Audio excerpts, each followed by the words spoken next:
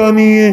चीता सब जानवरों को खाता रहता है, सबको परेशान करता है। अच्छा तो ये बात है, तो कालू इंस्पेक्टर से कोई बच नहीं सकता।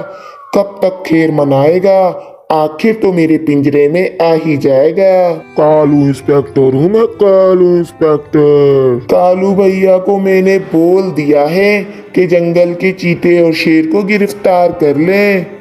और तुम जो ये कर रहे हो, ये तुम सही कर रहे हो? सिगरेट पी रहे हो। मैं कालू इंस्पेक्टर को सब कुछ सच सच बता दूंगी।